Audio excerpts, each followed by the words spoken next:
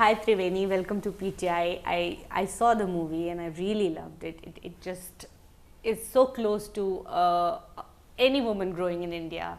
So very basic question, how did this start? What was the idea and how it took shape? Thank you so much for having me here. I think the start was my own personal experiences and that experiences of other women around me growing up. When I grew up, I started to question why we were not as equal as men living around me. For instance, we have 4 daughters. We are a house full of women. My father passed early on, so I live with my mother and I have 3 other sisters. So we constantly grew up with fear, insecurity, or the pressure to compensate for not having a son. So this idea stemmed from these experiences, and by the time I think it also evolved as I grew up. Shape of Momo has traveled to all these festivals, so it has been a very fulfilling but slightly exhausting journey. So yes. Please talk about that. Yeah, put it out there, fulfilling and exhausting. I think I am so grateful. When I think of it, when I was writing this film, I never thought, because it is such a personal story. When I was writing this, I did not know so many other people would resonate with it and are going through the same experience somewhere, not just in India, elsewhere. And culture, language is not a limitation for that. So I am so grateful to be able to take a story in my language, from my region to places, and be representing our country and my state, because people, of course, we are all aware that India is diverse, but some people don't. So, when we travel with the film, they're like, oh, you're from India. So then I'm like, yeah, Sikkim is here, Sikkim is part of India. So I think it was a matter of, a great pride and responsibility for me to be able to taking a film from my region to this different festivals and finding resonance, be it Paris or Spain or Hamburg, we found resonance everywhere. We had older ladies, younger women, and even men walking up to us and saying, I am that protagonist in your film. And because also I think the underlying theme of migration, that is there in the film, I think everyone was able to relate. Of course, it has been exhausting, but I am not complaining, because I know people would kill to be in my place right now, because the kind of support that our film has received has truly been very, very great. Do you think you are living in a moment where films from Northeast, especially women filmmakers, are making great strides internationally? Your film won awards at BIFF. There is Rima, who is again one woman army. She does everything on her films, which I find very surprising. And then there is Lakshmi, who won an award. So how do you see this moment in time? From not being exposed to film, like you didn't grow up in a film house. Yes. I think it is a very empowering moment for all of us. I think Rima Das has opened so many opportunities for the rest of us. Her Village Rockstar, which was the official Oscar entry from India, set such a inspiring example for the rest of us. It was like, if Rima Di can, we all can. And I think not just with the women films, I think films generally in Northeast are doing so great in international film festivals, and with Boom and Village Rockstar, which also did great in theaters. I think it is a great time to be making films from the region, especially as women filmmakers. And I just hope, when our film goes to the theater, it then opens door for other filmmakers who are there. So it was a very interesting way to sort of end the film, and also the things that she articulates at the end of it. How did that come about? I think the relationship between mother and daughters are the most complex relationships ever. One time, one moment you are in love with your mother, and next moment you are like, I do not know why I cannot stand her. It's so complex.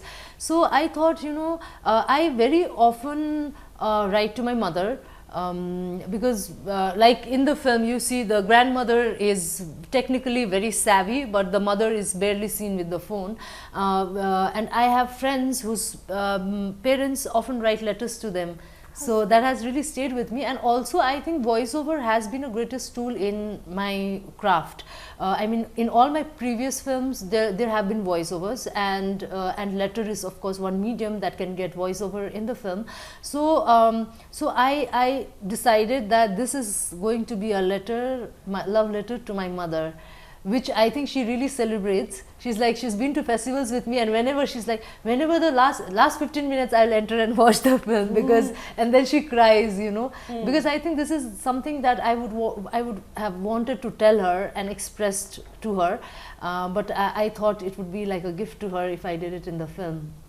It's also about three women in of same household in different timelines of their life. Right. Struggling with patriarchy and also sort of finding their place in it, or also sort of sometimes somewhat accepting of certain things also.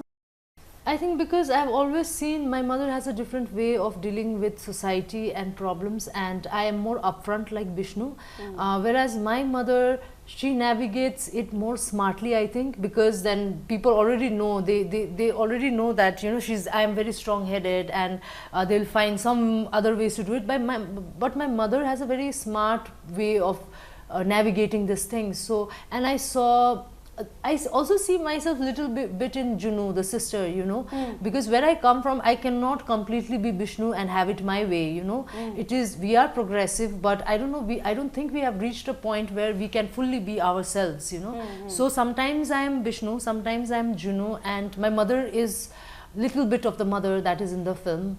My mother is also very strong-headed. Like I told you, I keep telling it's a personal film, and she's like, no, I am not like that mother. But I think we all have little bit of those three women in us, where sometimes when you know you cannot have it your way, we compromise and we try to find solutions to it. And when you know we can have it our way, because in a place where we have agency, we will call out. In a place where we don't, it's like bunch of old grandfathers sitting. I can't shout at them because people are like, you know, they come from a different era, you will have to understand. So I will have to then find a way to navigate and make them understand. So I think we all have little bit of everything in us, and that is also one of the reasons why people find resonance in this film, because they see themselves in the characters somewhere. Yeah. You've not made her main character energy, as we say in the new language. Yes. So was that deliberate? Yes, it was a very conscious choice, and I will tell you, it is also one of the biggest challenges for a writer and as a writer and director, because you know, whenever you are writing a character, you want the audience to root for the character until the end. But Vishnu is not one of those, you know. She is actually very real, like you and me, and I think that is one of the reasons why people are able to resonate, despite the fact that, you know, she is not one of your righteous characters. Because in films, I think, especially growing up, I did not see that kind of representation, especially with women, you know. The films, whenever I saw, if you are championing that woman, she's always right, she's a certain way, the conventionally how you expect a woman to be. You know, if she's a mother, she'll always think about the child first, she can't think about herself, you know. So I thought, you know, but in real life, these are not the kind of expectations that we must set on younger women or individuals growing up. So this was one of our main reason. And also I feel, you know, the complexities with which women characters are written, I rarely find that. So I think not just with women characters also, but people coming from our region in the Northeast. So I really wanted to give the dignity to these characters, and especially my protagonist. Also, you're also talking about the construction that is going on now in the places, and that brings migrant labor, and then there's that track which is very different. Like it's like migrant laborers, because of their economic position, they are lower in the society, but also the men angle comes to it.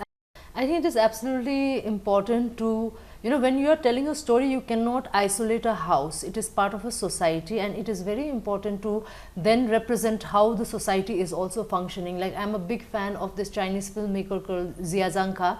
If you watch his film, you can tell how China was 10 years back or 20 years back, you know. And I also wanted the same thing with our film. I wanted people to watch our film for the story, obviously, but also to see how Sikkim was 30 years back, where the road has just begun to come to the village. You have migrant laborers, you have karaoke sets where people are, every household has that in Sikkim. So I wanted all of that.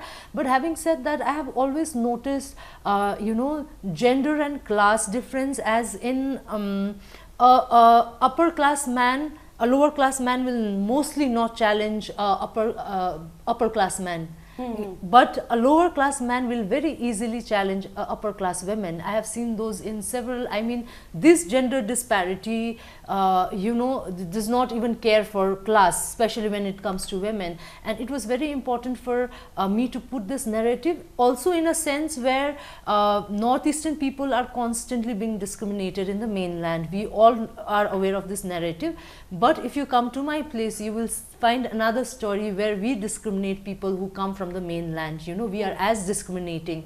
So most of the migrant laborers who come to build roads in Sikkim are either from UP or Bihar, and we are as discriminating. And I felt, when I am being critical of the society that is not functioning for me, I also have to be critical about me. Like, I just can't be saying you discriminate us in the mainland, but I also have to put a mirror and say, but this, we do the same here. Because I think it is very important in today's time, where I am a migrant in Delhi, but someone else is migrant in Sikkim, you know.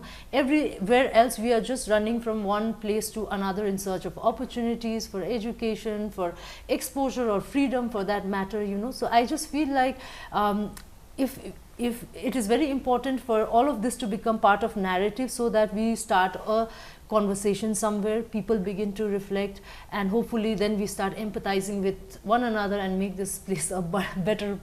That's true, and cinema can be one of the ways that it can open up to you, to a different culture. And you essentially realize that people are same everywhere. Absolutely, absolutely. In terms of families and emotions and stuff, everywhere. At what part Payal and Zoya came to be a part of the film? They have effusively praised the film. I have seen. So, how did that happen? Payal is a friend of producer Kisle. They're both from FTII. So while we were doing the rough cuts, we were getting feedback from her, and she was really, really encouraging and supportive of the film. And then, you know, indie studio Spirit Media came on board with Rana Dagubati. They've had such a rich history with the kind of films that they have released. Payal's All We Imagine As Light, Rohan's Sagar Bonda. It only felt like a natural choice for us then to, you know, work with them. So after that, I met Payal on few occasions. So after Spirit Media came on board, then we got Payal as one of the executive producers, and then Zoya and Rima also watched the film. They really liked it, and they came on board, and it changes the whole dynamics of where the film is standing, you know. For a film like Shape of Momo, which is in Nepali language, coming from a small state of Sikkim, to have this stalwarts champion and support the film like they are doing, means the world to me. I just hope, you know, it does not become a case study. I just hope then it opens more opportunities for filmmakers, fellow filmmakers from my region, to bring stories from margins, stories deeply rooted in their culture, in their place, and be received like this. So, Tribeni, what were your growing up experiences? Cinema is a big part for all of us. We are exposed to cinema, mainland cinema mostly, because it's not the most obvious choice for a small town girl. Yeah. So I think growing up, like I told you, because we were 4 daughters, I'm the third one, I always compensated for the son my parents never had. You know, I ran faster than tried running faster than my cousin brother. I tried climbing trees faster than him. You know, I've tried all of that, and I knew that I had to, the way the society quietly discriminated my parents for not having a son, because who will then carry forward the legacy of the family, you know. I was aware of this, and I was deeply trying to compensate. So I just wanted to become someone who was very powerful, you know. So I told my mom, I still remember, I did not know the difference between chief minister and prime minister, but the kind of upbringing my parents gave me, I knew anything is possible. So one day I remember asking my mother, do you want me to become the chief minister or the prime minister? Now looking back, I just feel like, you know, I didn't know anything, but my mom said, whatever you like, you know. So with a parent like that, I think I knew anything was possible. So I thought, you know, literature. And before going to sleep, my mother writes for newspapers, she writes short stories. So she used to tell us stories before going to sleep. So we were 4 daughters. Just imagine, every day she had to make up a new story, and we used to visualize it. And I knew that from then on, I knew I'm interested in storytelling. Then a lot of Nepali literature is very rich. So whenever we had that in the syllabus in the school, I used to visualize a lot of that. So I thought maybe I'll become a writer, because a person with a pen can change the world, and I'm like, I'm going to be the most powerful person. And then I realized that, you know, if one can show that visually, it is far more powerful. And then I decided that, okay, then I'm going to tell a story. I'm going to be the most powerful person in this world, and tell stories visually.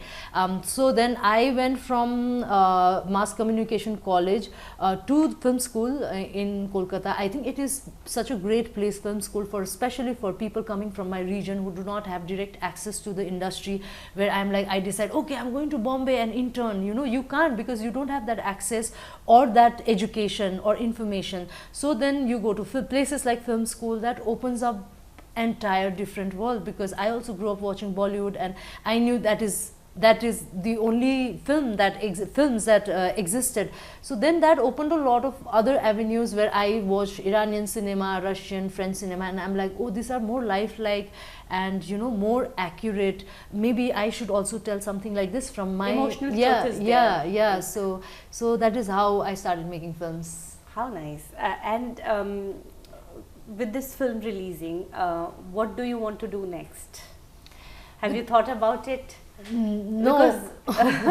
Because it has traveled to some 20 odd film festivals, won awards. Yes, we have been to 25 film festivals and won about, I'm keeping count because the release is here, about 15 awards. But I think for some time I just want to take a breather, and I hope the kind of resonance that it has found in festivals, I hope every day people also find the same kind of resonance, you know, because after all, I'm making this film for our people and for our place. So I just hope they find that, and we can start some kind of conversations. Like young girls and boys, they write to me saying, I watched your film, I cried, I saw myself, I felt seen. So I just hope we start this conversation around the film, and then again begin writing something that has to do with human emotion and relationships, because that is something that I have keenly observed as a child, and I'm still observing, and I just hope I'm able to work on that. You said the film comes from personal experience, but to narrate it so truthfully, you have had some distance from the story, I suppose, because sometimes we are too caught in the personal to even analyze it. Yes, you have analyzed the layers of it, in the way these women move around society, and the society, how the society moves around them, and everything around them, be it economic or be it the day-to-day, the servant, the migrant worker, the relationship that the budding relationship that she has with the very suitable boy. Yes. So yeah, please talk about that. I think when I tell this film is personal, in the sense that some of the experiences that I have had reflects in the film, but obviously as a screenplay writer, we are also writing as a plot. So I'm also borrowing it from someone else's experience and this and that.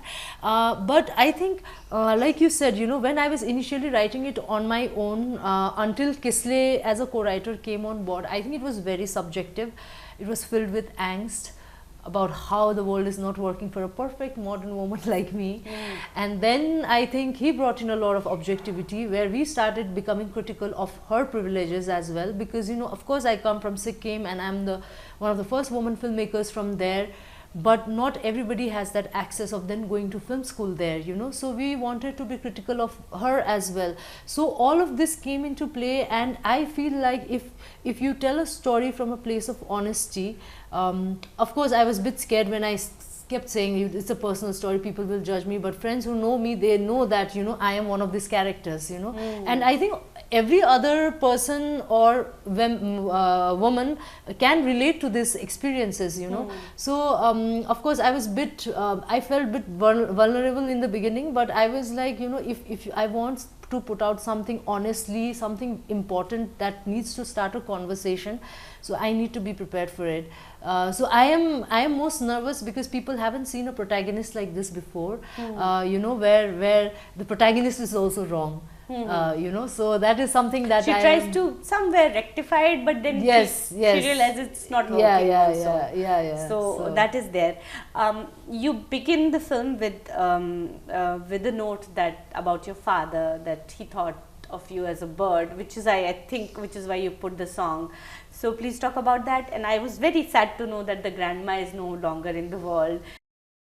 So whenever people tell stories about a place like ours, they mostly think there's no shopping mall, there's no technology, you know, these are simple people, exotic creatures, they worship shaman. So I wanted to break that narrative and tell that, you know, we are as modern, though we are remotely located geographically, but we have all the access. And my the grandmother is roughly based on my grandfather, you know, the relationship that I have had with him.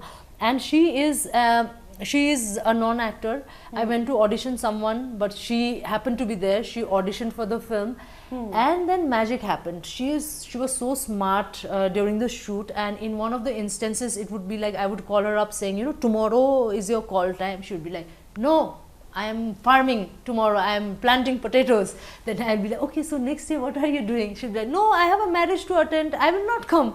So then, you know, it sort of grounds you these things, because especially where I come from, people look at filmmaking as this glamorous job, you know. So when someone like that tells that, you know, planting a potato is as important as filmmaking, it really grounds you, you know, it brings you back to reality. So and sadly she passed away before the edit was done, and the last time I visited her to the hospital, in the hospital she said, oh, the director is here, you know, she's a liar, she told me we will shoot for 3 days, but it went on forever because that's how you shoot, right? So it is going to be a very great moment for her family and for our village to be then celebrating her like that, like this. She's from your village? Yeah, she's my distant relative. How nice. Yes. So I think everyone is looking forward. I mean, she was also she used to play some musical instrument. That's how she has so much confidence on camera. So I just hope it's such a great way to then celebrate her life. You know, she was in her 70s, and then now her grandchildren and all of the village is going to see her in the film, and she's going to live through the film. And with my father, I think, you know, he was so supportive. My parents are primary school teachers. They have no knowledge about cinema. They are not cinephiles. Like I told you, my mother is a huge fan of South Indian films, and she thinks that that is the kind of cinema that I should be making, you know. She really enjoys South Indian films, and so they don't understand. Initially, I used to make experimental films when I was in film school, and they would not understand, and they are the most precious to me. So I thought, if my parents don't understand the kind of films that I make, then what is the whole point of it? So then I started then making narrative, which is why you know, this film was very challenging for me, because I am a very experimental filmmaker who works around abstract medium. So for me to make a narrative was very challenging, but then I also realized the kind of support my parents extended to me without understanding, because Sikkim has very small population. Every other person is employed with the government, you know. So for them to do this unconventional thing of allowing their child to pursue a career that will never, you know, I also never knew that my film will come out, you know, because the journey is such and industry is such. So for them to believe that now when my relatives and my villagers see my posters or me in the newspaper, they know that, you know, this is a career that children can pursue now. But around that time there was no example as such. So I'm so grateful, and that's why I feel like my father used to call me bird, because, you know, he just let me fly and True, the freedom. There is a cat named Azadi. There is a Virginia Woolf Tagore poster there in the bedroom. Yes, yes. So was that intentional? Absolutely, everything that you see we have detailed in. I think Virginia Woolf, rooms of one own. I live with my mother. I have understood, like I told you, the relationship is so complex. So I have understood, even if you live with your mother, a woman, if she wants to write, she needs to have a room of her own, you know, the kind of complex relationship that we share. So I thought that is one my homage to Virginia Woolf. Rabindranath Tagore obviously has had great influence, because I studied my college in North Bengal, mass communication, so we had to read a lot about Bengali literature, Bengali filmmakers, Bengali history. So that is why I think he's had a great impact on me, because I'm like, you can't have a perfect person like that, you know, who writes, who is involved in so many things at the same Paints, time. So music, yeah, so talented. And here we are just struggling with one job, and there this person is so versatile. That, and this another painting is that of Parijat. She is the first feminist Nepali writer. She was born in Darjeeling, but she then shifted to Nepal. So the kind of influence that she has had on me, I've read her books, and once when I read it, I realized that around that time we had a woman in our society who thought like this, you know. So it was very enriching for me, the whole experience. So those three of them are there. And Azadi, people have interpreted it in so many different beautiful ways, saying, you know, that's the freedom, because she gets lost in the middle of the film. So it's like, and the mother says, I don't know where your Azadi went, you know. So people have interpreted it in such beautiful ways. It is an indication of the way we struggle to find freedom. Yes, also. yes. That's how I interpret it, at yes. least. Shape of Momo, momos play a very important role. Vishnu can't make perfect momos, and that is something that also plays a catalyst in the end, because the dinner time, the snack time conversation is about momos, and how my wife makes the perfect momos. I mean, and also about how women are reduced to how well they cook. Even the love language is like, oh, bahut acha khana banati hai. Sometimes we reduce our mothers to that as well. Ki, oh, meri maa ke haath ka khana, as if there is no other memory that you have of your mother. Yeah. So please talk about that. I think, you know, when I think it is, the title Shape of Momo is like Momo immediately roots the film to Himalayas and Nepali culture, you know. So it's something very close to my heart, because Momo, you see it now everywhere in India, but we culturally, you know, use it. Like, you will find it in the funeral, you will find it in the wedding, you will find it in birthdays, every occasion it's there. And it's such a it takes so much effort to make it, that the whole family sits down together. It is one of those fond memories, you know. And shape symbolizes basically how a society especially tries to you know, domesticate, put women or individuals especially in this domestic barriers, or define them through these roles, you know. And I have understood, you know, when our protagonist does not know how to make momo, and she doesn't care, the most important part is she doesn't care. And I feel like this act of small resistance in ordinary life really makes a difference, you know, because I have realized no matter where you reach professionally, eventually they'll be like, oh, you don't know how to cook good food, like you said, you know, oh, then you're not a good woman, or you're not a perfect woman, you know. And it is not just in this culture, I think, you know, in India, women elsewhere also have told me, like in Korea, apparently there is a dish that is very close to momo, and they said, if a woman folds it perfectly, then she's going to have a beautiful son. So all this has been so deeply ingrained in our society, society, not just our society, all over the world, that that a conversation needed to start, you know. So yeah. I remember the sister's conversation with the mother-in-law and the other woman. Do you like cucumbers? Yes. Do you like this? Yes. Then you'll have a boy. Yes, yes. So that is a conversation that we still are having around in Yes. different pockets of India, unfortunately. So there is a beautiful song in the film. How did that song came to be? It's a beautiful moment in the film. That actually came from my memory of my father. This cuckoo bird, growing up I used to hear this a lot, and my father used to say this bird used to go around the village telling how naughty his third daughter is, which is me.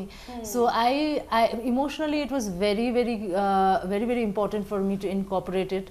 We tried it in the similar way, but sometimes it does not translate well in the script. So Kisley came with an idea of then making this into a song. So every time something happens in the film, this goes off as an alarm.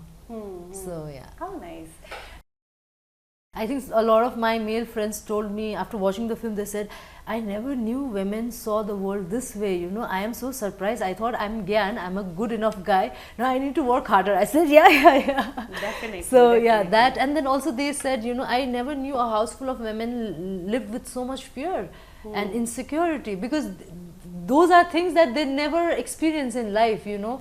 The fear of going out in the night, or you know, being unsafe, they don't understand all of this. So I just hope after watching this, all of us can, you know, relate to it and resonate and reflect and be better human beings in one way or another. It is such a gentle film. I hope many more people see it. Thank you, Tribeni, for a lovely interview and for making this beautiful film, which sort of explores every woman's truth. Some part of our lived identity is presented through all three protagonists, I would say. Yes. So thank you so much. Thank you so much for your time. Lovely Take care. talking to you. Bye-bye. Bye.